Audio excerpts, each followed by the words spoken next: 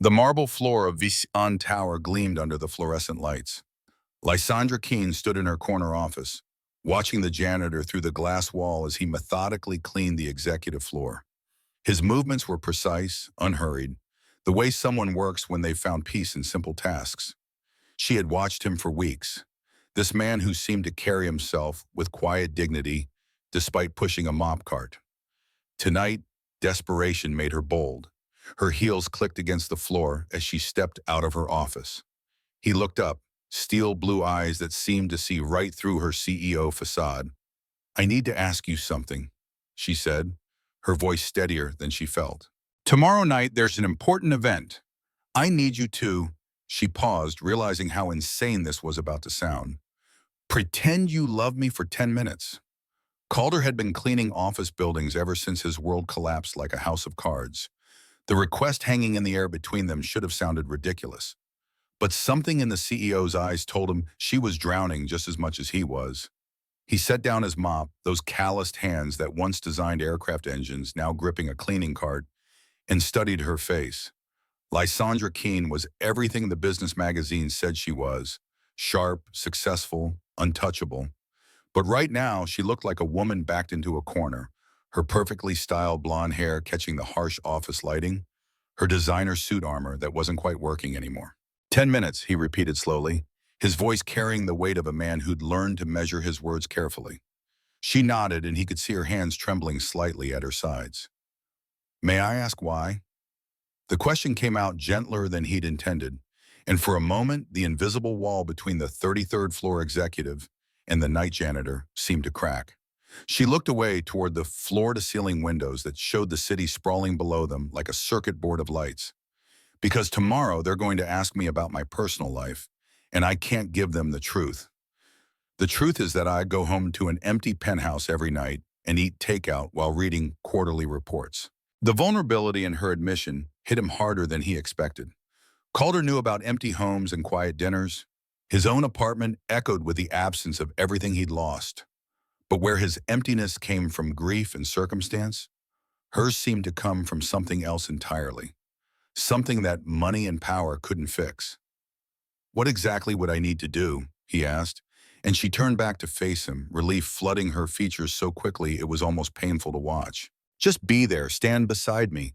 Maybe hold my hand when they're watching." She hesitated, then added, "I'll pay you well. Enough to—" She stopped herself before finishing the sentence, but he understood. Enough to matter to someone like him. That night, Calder stood in his daughter's doorway, watching 7-year-old Eloan sleep. Her dark hair spread across the pillow like spilled ink, and her small hand clutched a worn, stuffed rabbit that had seen better days. He thought about Lysandra Keene's offer, about the money that could mean new shoes for Eloan, maybe even a better apartment. But mostly he thought about the look in the CEO's eyes. A loneliness so profound it made his own troubles seem manageable by comparison. He lost his wife in a car accident, lost his engineering career to a lawsuit that wiped out their savings.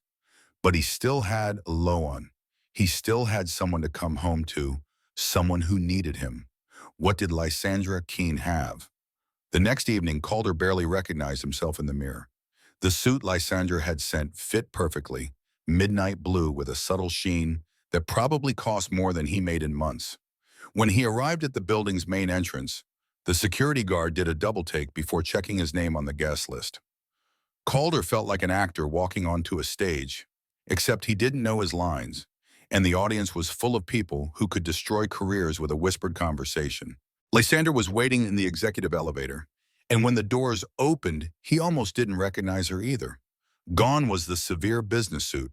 Instead, she wore a dress the color of deep emeralds that brought out flecks of green in her hazel eyes. "You clean up nice," she said with a small smile that didn't quite reach her eyes. The elevator climbed silently toward the penthouse level where the charity gala was being held, and Calder could feel the tension radiating from her like heat from a furnace. "What's our story?" he asked, adjusting his tie nervously. She glanced at him, taking in the transformation, the way the suit emphasized his broad shoulders, how the formal clothes couldn't quite hide the working man's strength in his hands and stance. "We met at a coffee shop," she said quietly. "You were reading a book about engineering, and I asked about it. We've been seeing each other for a while. The lie rolled off her tongue too easily, as if she'd practiced it. And if they ask about the future? She was quiet for a long moment. Tell them we're taking it one day at a time. The elevator doors opened to reveal a world Calder had only seen in movies. Crystal chandeliers cast rainbow patterns across marble floors, and men in $1,000 suits mingled with women dripping in jewelry. The irony wasn't lost on him. Here he was, pretending to belong in a world where people like him were invisible, except when they needed someone to clean up their messes. Lysandra slipped her hand into his, and her skin was surprisingly warm despite her nervous energy. "Ready?" she whispered, and he squeezed her fingers gently. 10 minutes, he reminded her, and something flickered across her face that looked almost like disappointment. But as they stepped into the glittering crowd, something unexpected happened. The pretense felt less like acting and more like stepping into a life that might have been his in another universe. Lysandra introduced him to board members and investors, and he found himself genuinely interested in their conversations about innovation and market trends. When she laughed at something he said, a real laugh, not the polished sound he'd heard her use with others, he felt something shift in his chest. The way she looked at him when she thought no one else was watching, the careful way she touched his arm when making a point, the pride in her voice when she spoke about his fictional engineering background. It all felt dangerously real. The 10 minutes stretched into 20, then 30, and still they moved through the crowd together, like they'd been doing this for years. Board members nodded approvingly at their obvious connection, and Calder found himself playing the role so naturally it frightened him. When an elderly woman asked how they'd known they were right for each other, Lysandra looked up at him with such convincing affection that his breath caught. "He sees me," she said simply, and the truth in those 3 words hung between them like a secret they both understood but couldn't acknowledge. Later, when they were alone on the balcony overlooking the city, she turned to him with tears threatening to spill over. "Thank you," she whispered, "for making me feel normal for a little while." But Calder was looking at her like he was seeing her for the first time, and what he saw terrified him, because somewhere between the handshakes and the small talk, pretending to love Lysandra Keene had started to feel like the most honest thing he'd done in years. The morning after the gala, Calder returned to his regular routine, but everything felt different. As he pushed his cart through the executive floors, he caught glimpses of Lysandra through her office windows, back in her severe suits, her hair pulled into its usual tight bun, every inch the untouchable CEO again. But now he knew about the laugh lines around her eyes when she smiled genuinely, knew the way her hand felt in his, knew the sound of her voice when she wasn't performing for an audience. The distance between them felt both necessary and unbearable. She'd left an envelope with his payment in his locker, along with a note that simply said, "Thank you." The amount was generous, more than generous, but it had somehow made everything feel cheaper. Lysandra appeared in the lobby during his shift, not as the CEO, but as someone trying very hard to look casual in jeans and a sweater. "I wanted to return the suit," she said, holding out a garment bag, but her eyes were searching his face like she was looking for something she'd lost. "You could have sent it down with security," he pointed out, taking the bag. She shrugged, a gesture so unlike her usual composed demeanor that it made him smile despite himself. "I wanted to make sure it fit properly for next time." The words hung between them, heavy with implication. "Will there be a next time?" he asked quietly, and she looked away toward the lobby windows where his daughter was doing homework at a corner table, the after-school arrangement he'd made with building security because he couldn't afford proper childcare. "You have a beautiful daughter," Lysandra said, and there was something wistful in her voice that made Calder's chest tighten. "That's Miss Eloan," Calder said, pride evident in his voice. "Eloan, this is Miss Keene. She works upstairs." Eloan waved shyly, then returned to her drawing, a habit she'd developed since her mother's death, creating entire worlds with crayons and imagination. "She draws," Lysandra observed, moving closer to look at the colorful pictures scattered across the table. "She's very talented." There was genuine appreciation in her voice, not the polite interest adults usually showed in children's artwork. "What are you drawing, sweetheart?" Lysandra asked, kneeling down to Eloan's eye level. The little girl looked up, considering the question seriously. It's a castle, she said, pointing to an elaborate structure with too many towers and windows filled with rainbow colors. But it's lonely because there's only one person living in it. Maybe, Lysander said carefully, the person in the castle just needs to learn how to open the door. Eloin considered this, then picked up a purple crayon and began drawing a door at the base of the castle. Not just any door, but one standing wide open with light streaming out. There, she announced with satisfaction. Now people can come visit. She looked between her father and Lysander with the kind of intuitive wisdom that children sometimes possess. Daddy, why don't you invite Miss Keene for dinner? She looks like she doesn't get invited to things very much. Lysandra sat in her Tesla outside Calder's apartment building, second-guessing everything. The neighborhood was a far cry from her penthouse. Modest buildings with small windows and laundry hanging on fire escapes.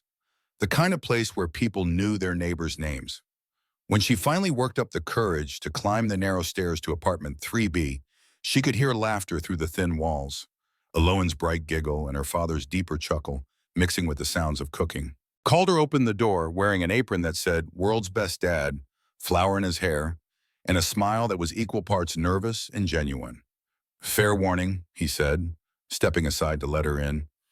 Eloin insisted on making dessert herself, so we're having what she calls surprise cookies, which are basically whatever she could reach in the pantry mixed together. The apartment was small but meticulously clean, with photographs covering every available surface. Pictures of Eloin at various ages, family snapshots that told the story of happier times. It was exactly the opposite of Lysandra's minimalist penthouse, and somehow it felt more like a home than anywhere she'd ever lived. Dinner was chaotic in the best possible way. Eloin chattering about her day at school, Calder telling stories about the more interesting things he'd found while cleaning offices, and Lysandra finding herself relaxing in a way she hadn't in years. The secret ingredient in the meatballs turned out to be cinnamon, which shouldn't have worked but somehow did. And the surprise cookies were indeed surprising, a mixture of chocolate chips, marshmallows, and what appeared to be crushed crackers that tasted better than most desserts at five-star restaurants. When Eloin started to yawn over her milk, Calder sent her to get ready for bed, and suddenly the apartment felt both more intimate and more dangerous. "Thank you," Lysander said as they cleared the dishes together. "For what?" Calder asked, loading plates into a dishwasher that had seen better days. "For letting me see this, your real life." She gestured around the kitchen, taking in the finger paintings held to the refrigerator with magnets, the grocery list written in two different handwritings, the coffee mug with a chip in the rim that he clearly refused to throw away. "It's not much," he said, following her gaze. "It's everything," she replied, and the quiet intensity in her voice made him turn to really look at her. Standing there in his kitchen with her expensive sweater and her manicured hands drying a chipped plate with a dish rag that had seen better days, Lysandra looked more beautiful than she had at the gala. There was no artifice now, no performance, just a woman who seemed surprised by her own contentment. As they stood in the hallway outside Eloin's room, listening to her settle into sleep, the weight of everything unspoken hung between them. "This is crazy," she whispered. "I know," he replied, but he didn't step away. The kiss happened so gradually that later neither of them could say who moved first. When they finally broke apart, both breathing hard, Lysandra pressed her forehead against his chest and whispered, "This changes everything." He could feel her trembling, whether from desire or fear. He couldn't tell. "Does it have to?" he asked, his hand still spanning her waist, reluctant to let her go. She pulled back to look at him, and her eyes were bright with unshed tears. "You don't understand my world. It doesn't work like this. I can't just date someone. Every relationship is scrutinized, analyzed, used as ammunition." But even as she spoke the words, pulling away physically and emotionally, they both knew that pretending was no longer an option. Some lines once crossed couldn't be uncrossed. Some truths once spoken couldn't be unheard. And somewhere in the space between a penthouse and a three-bedroom apartment, between a woman who had everything and a man who had lost it all, something had shifted that would make going back impossible. The next few days passed in a strange dance of avoidance and stolen glances. Lysandra threw herself into work for May, but with even more intensity than usual. But she found herself walking past the lobby during Calder's hours anyway, catching glimpses of him helping Elowen with homework. Each time she saw them together, the ache in her chest grew stronger. Not just desire, but something deeper and more terrifying. She wanted to be part of that picture, wanted to belong to something real and warm and uncomplicated. Friday afternoon brought the confrontation she'd been dreading. Ephraim Doss, the ambitious CFO who'd been circling her position like a shark, entered her office with a leather portfolio and the kind of smile that never reached his eyes. "We need to talk," he said, settling into the chair across from her desk without invitation.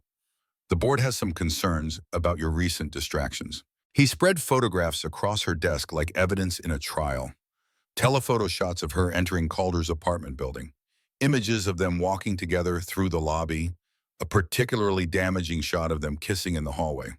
"It seems our CEO has been engaging in behavior that calls into question her judgment and decision-making capabilities," he said, clearly enjoying himself. "A janitor, Lysandra, a man with a criminal record and financial problems." The room seemed to spin as Ephraim laid out his ultimatum. End the relationship or face a vote of no confidence. Choose the company or choose love. Choose the empire her parents had built or choose the family she'd found. As he spoke about background checks, insecurity risks, and reputational damage, all Lysandra could think about was 7-year-old Elowen drawing pictures of lonely castles and asking why people built walls around themselves.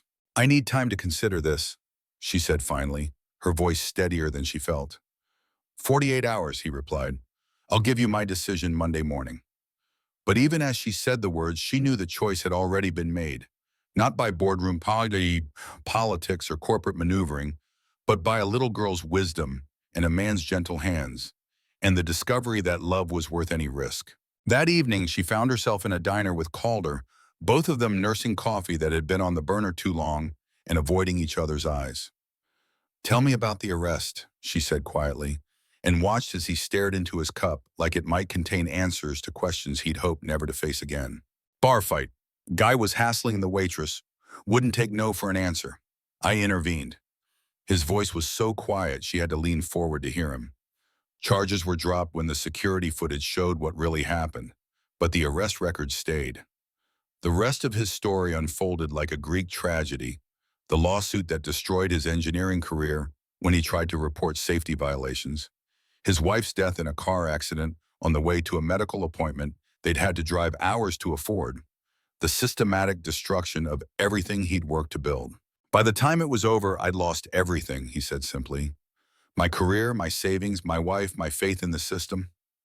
The only thing I had left was Elowen." "I'm sorry," she said, though the words felt inadequate. "And I'm sorry that someone violated your privacy to use your past against me." She reached across the table to touch his hand, but he pulled away gently.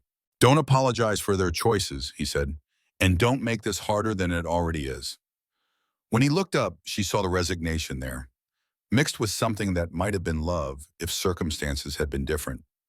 "You're going to choose the company," he said, "and you should. I won't let you throw away everything your parents built for someone like me." But as he walked away, leaving her alone in a diner that smelled like grease and broken dreams, Lysandra felt the walls of her perfectly constructed life closing in around her. She sat there for an hour after he left, staring at her reflection in the rain-streaked window and asking herself the hardest question she'd ever faced. What was the point of inheriting an empire if she had to rule it alone? The coffee grew cold in her hands as memories flooded back. Her parents working side by side in the study, her mother's laughter echoing through board meetings, the way her father's eyes would light up when he talked about building something meaningful with the woman he loved. They'd never asked her to choose between love and legacy because they'd understood something she was only now beginning to grasp. The best empires are built by people who have something worth protecting beyond profit margins and stock prices. Her phone buzzed with emails from board members expressing concern about Monday's meeting, from assistants rearranging schedules, from a world that expected her to sacrifice her heart on the altar of corporate success. But for the first time in her life, Lysandra found herself wondering what would happen if she simply said no. What if she refused to play by rules that demanded she choose between being a CEO and being human? What if love wasn't the enemy of success, but the foundation for it? Her parents had built Vian Corporation together as partners in every sense of the word. They'd never had to face a board of directors who treated personal happiness like a corporate liability. But they'd taught her something more valuable than any business strategy, that the greatest victories come when you refuse to accept that you have to lose what matters most to win what matters least. The choice had been taken out of her hands, not by the board or by Ephraim's ultimatum, but by a man who loved her enough to walk away rather than watch her fall. The irony was crushing. She'd finally found someone who saw past her wealth and power to the woman underneath, only to discover that he loved that woman too much to let her choose him. But maybe that was exactly why she had to fight for him, for them, for the right to build something new instead of just protecting something old. Monday morning arrived with the kind of rain that seemed to seep into everything. As Lysandra prepared for the board meeting, she caught sight of herself in the bathroom mirror, co-armor perfectly in place, every hair precisely positioned, the mask of untouchable competence that had served her so well for years. But behind her reflection, she could see the empty penthouse stretching out like a beautiful prison, and she knew with crystalline clarity that she couldn't go back to that life. Not after tasting what real connection felt like. Her parents hadn't raised her to be a coward, hadn't taught her to abandon the people she loved when things got difficult. They taught her to fight for what mattered, even when, especially when, the odds seemed impossible. She walked into the boardroom carrying a leather portfolio of her own and wearing the kind of smile that had made her enemies underestimate her for years. The board members were already assembled, their faces showing various degrees of sympathy, curiosity, and barely concealed anticipation. Ephraim sat at the head of the table like he'd already moved into her office. "Good morning, everyone," she said, settling into her chair with the kind of calm that comes from having made peace with catastrophic decisions. "I know you're eager to hear my response to Friday's ultimatum, so I won't keep you in suspense." She opened her portfolio and pulled out a document. "But before I submit my response, I think you should know what I've learned about the methods used to obtain information about my personal life." What followed was the kind of corporate reversal that business schools write case studies about: the illegally obtained evidence, the deliberately misleading background check, the conspiracies to remove her from power. By noon, Ephraim had submitted his resignation and was escorted from the building by security. By 1 o'clock, the board had unanimously voted to support her continued leadership. But winning the war felt hollow when she'd already lost what mattered most. Meanwhile, 3 floors below, Calder was methodically cleaning the executive conference room where Lysandra had just dismantled Ephraim's career. He'd heard whispers from the security team about some kind of corporate shakeup, but he was trying to keep his head down and focus on his work. The last few days had been torture, pretending that seeing Lysandra in passing didn't make his chest ache, pretending that he didn't listen for her heels clicking across the marble floors, pretending that walking away had been the right choice instead of the most cowardly thing he'd ever done. That evening, he was helping Elowen with her homework when she suddenly looked up from her math problems with the kind of serious expression that usually preceded uncomfortable questions. "Daddy, why did you tell Miss Keene she couldn't love us anymore?" The question hit him like a physical blow, and he set down the dishes he'd been washing with hands that weren't quite steady. "What do you mean, sweetheart?" he asked, though he was afraid he already knew. "I heard you talking to her that night after I went to bed," Elowen said matter-of-factly. "You told her she had to choose her job instead of us. But Daddy, what if she doesn't want to choose? What if she wants to fight for us instead?" Out of the mouths of babes, he thought, remembering his mother's favorite expression. His 7-year-old daughter had just articulated what he'd been too afraid to consider, that maybe love was worth fighting for, even when the fight seemed impossible. The next morning, Calder made a decision that would have seemed impossible just weeks before. He called in sick to work, dropped Elowen at school with extra lunch money and promises to pick her up early, and did something he'd never done in years of working at Vian Tower. He took the elevator to the 33rd floor. Lysandra stood outside Elowen's school, watching children pour out in a chaos of backpacks and laughter. But before she could approach Elowen, she saw Calder's familiar figure walking across the parking lot, his expression unreadable, as he spotted her Tesla. For a moment, they just looked at each other across the distance. 2 people who had found each other against all odds and then lost each other to fear and circumstance. "Daddy!" Ellen called out, running toward him with her backpack bouncing. Look, Miss Keene came to pick me up. She grabbed both their hands without hesitation, standing between them like a bridge across the gap they'd created. I told Daddy he was being silly, she announced proudly. I told him you would fight for us if he just gave you the chance. Calder looked down at his daughter, then up at Lysandra, and she could see the exact moment when his defenses finally crumbled. She's right, he said quietly. I was being silly and selfish. I was so afraid of watching you sacrifice everything that I forgot to ask what you actually wanted. He took a deep breath, like a man about to jump off a cliff. So I'm asking now, what do you want, Lysandra? They sat in the same ice cream parlor where Lysandra had once questioned everything she thought she knew about love and family. But this time, Calder was there too, watching his daughter work her way through a sundae larger than her head, while stealing glances at the woman who had somehow become the missing piece of their puzzle. I fought for us, Lysandra said simply, her hand finding Calder's across the small table. When they tried to make me choose, I fought for the right to have both, the company and the family.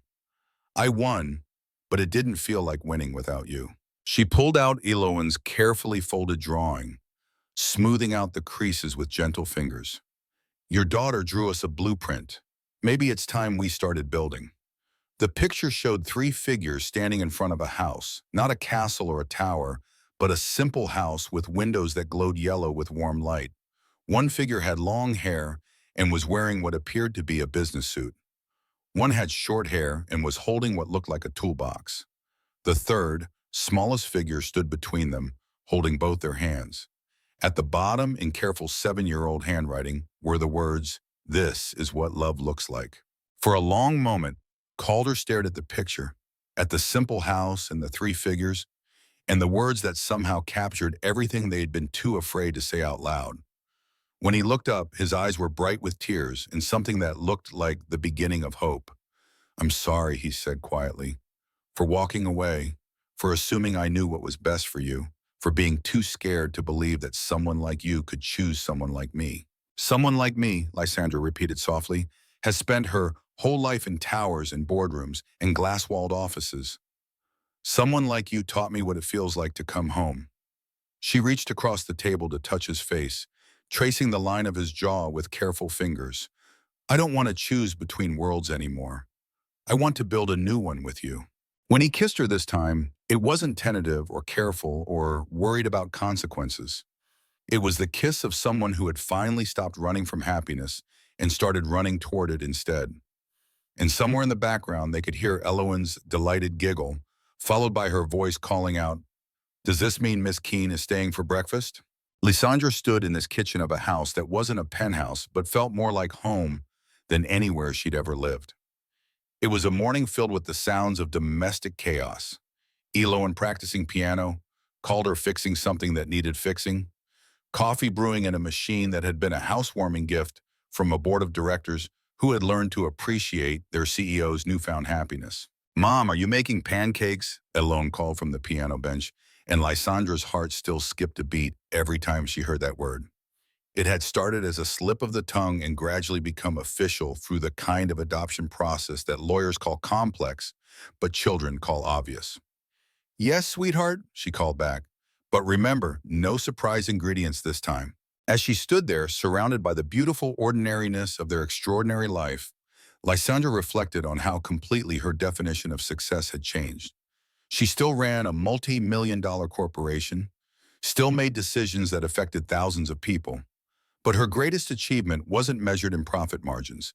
It was measured in Saturday morning pancakes and bedtime stories, and the kind of love that was strong enough to build a home that could withstand any storm. Sometimes, late at night, when the house was quiet and her family was sleeping peacefully around her, she would think about that desperate woman who had once asked a stranger to pretend to love her for 10 minutes. That woman had been looking for a performance, a temporary solution to an impossible problem. What she'd found instead was something infinitely more valuable, the courage to stop pretending and start living. Because sometimes the most profound transformations begin with the simplest requests. Sometimes pretending to love someone for 10 minutes teaches you what real love actually looks like. And sometimes the greatest risk isn't in protecting what you have, but in being brave enough to build something entirely new. In the end, Lysandra learned that love isn't a 10-minute performance. It's a lifetime commitment to showing up, being real, and choosing each other again and again, one ordinary, extraordinary day at a time. The story of Lysandra Keene and Calder unveils a profound life lesson. Love, when chosen bravely despite fear and societal divides, can transform even the loneliest hearts into a family.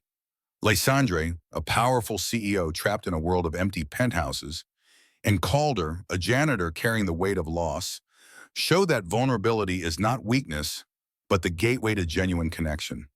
Their journey begins with a desperate plea for a 10-minute pretense, but evolves into a real bond, sparked by Eloin's innocent wisdom and Calder's quiet strength.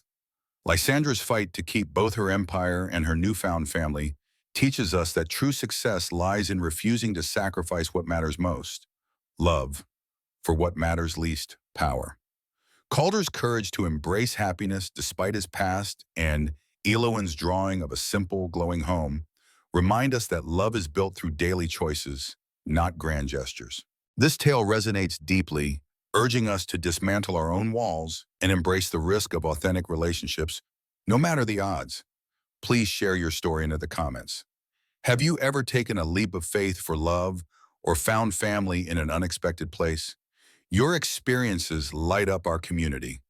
If Lysander and Calder's journey stirred your soul, hit that subscribe button and join us for more stories of courage and connection. Let's keep celebrating the power of love to build homes that withstand any storm. Subscribe now and be part of our mission to spread hope and authenticity.